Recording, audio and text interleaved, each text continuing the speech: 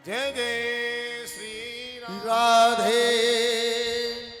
भाव से कह दो राधे राधे।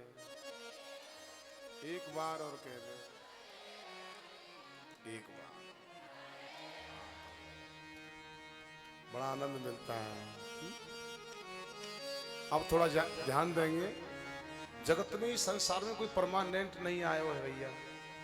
अरे जब तक रहनो है तब तक राम नाम को खजानो जोड़ लो। वो गुआ बुराई ते कछु ना है व्यवहारो। आप बुराई की गठरिया ले जाएंगे तो कई कल्प तक परे रहना है नरक में। और फिर अपना पाप तो है ही, दूसरे का पाप और ले जा रहे हैं बुराई करके। लीद को खाना होता है, धेन का असुर होता है। जो बुराई करने वाला होता है ना, कौन होता है? धेन का असुर। और धेन का असुर कहते हैं गधे को। और गधया हमेशा पिछली लातों से वार करता है। बुराई करने वाला मुंह पे तो करेगा नहीं, पीछे से करेगा। उसका नाम है धेन का असुर। तो भैया जा बुराई भलाई छोड़ करके, हमा तो कछु नहीं बिगड़ेगा, हमारी तो खूब करी हो। पर एक बार पूछ लेंगे, भाई तेने हमारे जीवन में क्या देखा है मेरा? ये तो बता दे, मेरे बारे में क्या जानता है भाई? परंतु हम पे कोई फर्क नहीं पड़ेगा भैया। पर मित्य भले के कह रो नातेदार। अरे भैया कोई भी हो, जी बुराई भलाई ये संसार है, दुखों का सागर है। कछु खजानो ले जा नाम नाम को, जहां से तेरा उद्धार है जाएगा।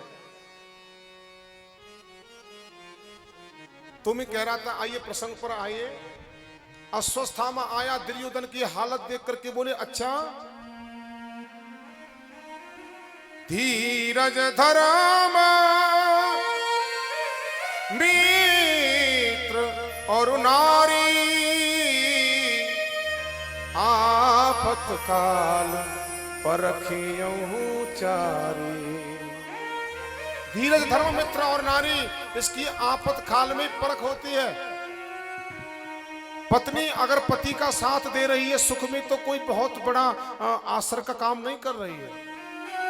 सुख में तो सब साथ देते हैं, सुख के सब साथी, दुख में न कोई। और पति अगर आफतकाल में आ जाए तो कंधे से कंधा बढ़ा करके उस पत्नी को चलना चाहिए। सच में पत्नी कहलाने के योग्य तो वही है, नहीं तो पत्नी नहीं, पत्नी है जो पतन करने वाली होती है। अगर पति के आफतकाल में, आफतकाल है तो कहो, बातों से हौसला बढ़ाओ, स्वामी चिंता न करो, मैं तुम्हारे साथ हूं, तुम्हारे कंधे से कंधे बढ़ा के मैं चलूंगी। कम से कम उसका आश्वासन तो बढ़ेगा, आत्मबल तो बढ़ेगा, उसमें दूनी ताकत आ जाएगी। और अगर उसको डांट दिया, अरे तुम्हारे घर में खाए को तो कछु है नहीं, मुझे कहा खवाओ, मैं तो जा रही हूं अपने पीहर। माताओं का धर्म नहीं कहता है, उस स्त्री का धर्म नहीं कहता है। पति का साथ हर हालत में देना है। अरे सुदामा के जीवन में कितनी आफत आई, सुशीला ने कभी साथ छोड़ा? एक धोती में पूरा जीवन काट दिया उसने। गल गल करके वो धोती टूट जाती थी, तब भी सी करके बेचारी अपने दामन को ढकती थी।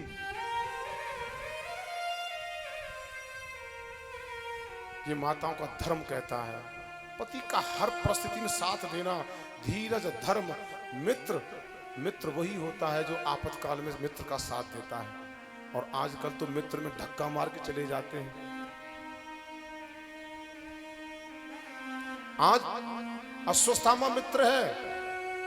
दुर्योधन से बोला कि अब तू समझ के पांचों पांडव मारे गए, रात्रि का वक्त है, उसकी जो मणि है मस्तिष्क में, बोले आज तू समझ के 5 पांडव मारे गए। उल्लू जैसा निर्णय लेकर के गया। उल्लू को हमेशा रात्रि में दिखता है ना। और कोई 1000 कौवन पे एक उल्लू ने आक्रमण कर दिया। एक उल्लू ने 1000 कौवों पर विजय प्राप्त कर ली, क्योंकि बेचारे कौवे तो रात्रि में दिखता नहीं है। उल्लू को दिखता है, तो उल्लू ने रात्रि में आक्रमण किया ना कौवों पर, तो 1000 कौवों को परास्त कर दिया। ऐसा निर्णय लेकर के अश्वत्थामा गया और शिविर की तरफ। पर आप ही बताओ, जाको राखे साइया मार सके ना को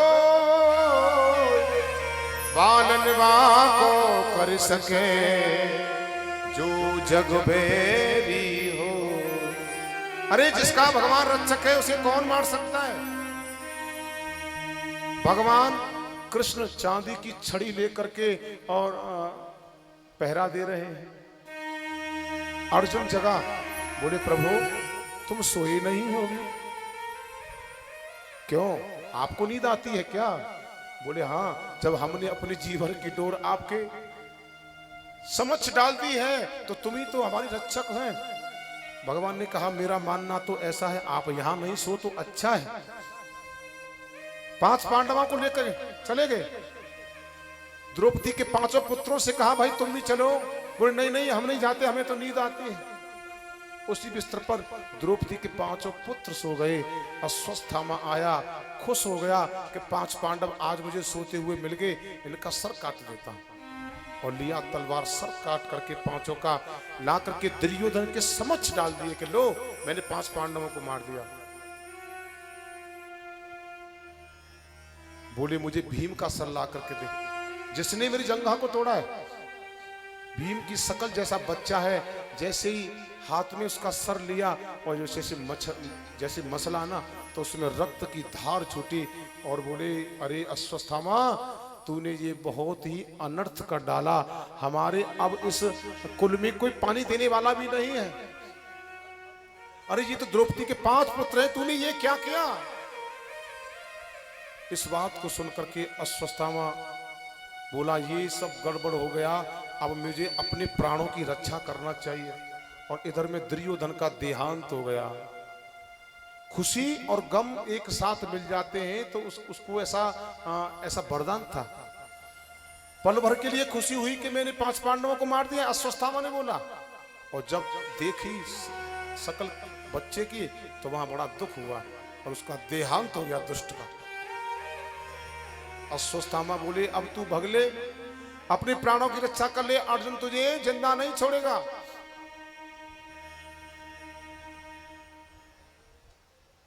आइए उस द्रौपदी की तरफ जिस माँ के 5 पुत्र मरण अवस्था में पड़े हुए हों, उस माँ की क्या हालत हो सकती है। द्रौपदी को मालूम पड़ा, जैसे शिविर में गई तो वहां रक्त ही रक्त है। देखा तो ये क्या हो गया, और देखे तो उसके पुत्रों के ये रुंड पड़े हुए हैं, सर नहीं है, पछाड़ खा करके गिर पड़ी।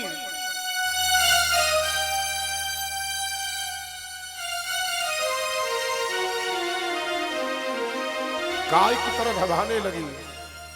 अरे किसी दुष्ट ने मेरे पुत्रों के जो गले काट दिए, उस दुष्ट का क्या बिगाड़ा था मेरे पुत्रों ने।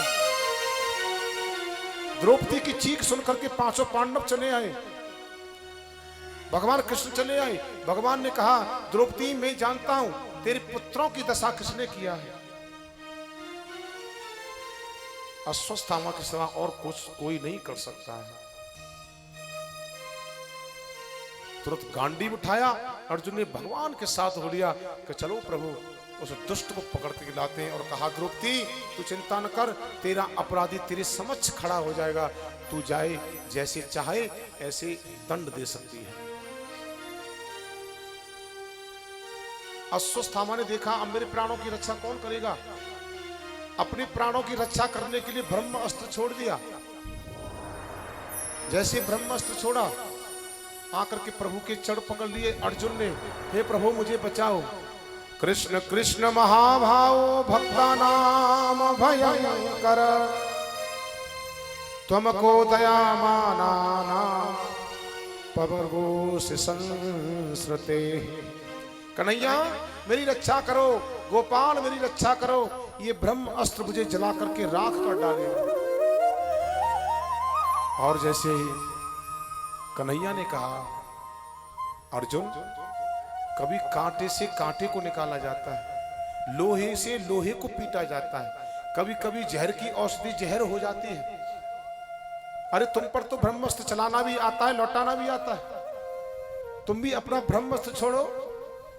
अर्जुन ने अपना ब्रह्मास्त्र छोड़ दिया, दोनों ब्रह्मास्त्र टकरा करके आपस में शांत हुए हैं और उस अश्वत्थामा को घसीटते हुए और बांध करके रथ में डाल करके और द्रौपदी के समक्ष खड़ा कर दिया। लो, ये तुम्हारा अपराधी है, तुम्हारे 5 पुत्र मारे हैं और इसे 5 बार मारना चाहिए, पर ऐसा नहीं हो सकता है। तुम बताओ, इसको नहनो नहनो काट करके शेर के समक्ष डाल दें? थोड़ी देर के लिए द्रौपदी बेचारी शांत रही। पुत्रों का जो मरण है उसके दिल पर बहुत बोझ है, और बोली, मुच्तांते ब्राह्मणो नितरम गुरु। छोड़ दो इसे, अरे छोड़ दो, इसे मारने से क्या मिल जाएगा?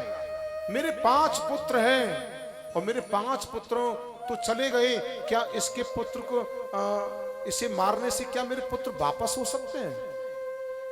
क्योंकि मां की ममता तो दूसरी मां ही जान सकती है, मां के हृदय की वेदना को। अब मेरे पुत्र नहीं वापस आ सकते हैं। अर्जुन ने कहा, अरे लो, दया आ गई द्रौपदी की। भीम ने कहा, द्रौपदी तुम भले छोड़ दोगी, पर इस दुष्ट को मैं नहीं छोड़ पाऊंगा। अरे वैसे भी ये गुरुपुत्र है और गुरुपुत्र को मारना ठीक नहीं है, और वैसे भी ये ब्राह्मण पुत्र है। जन्मते सब शूद्र हैं, कर्म के आधार पर ब्राह्मण बनते हैं, क्योंकि जिसने वेद पढ़ना शुरू कर दिया वो पंडित हो गया, और जो ब्रह्म को जानता है वो ब्राह्मण हो गया।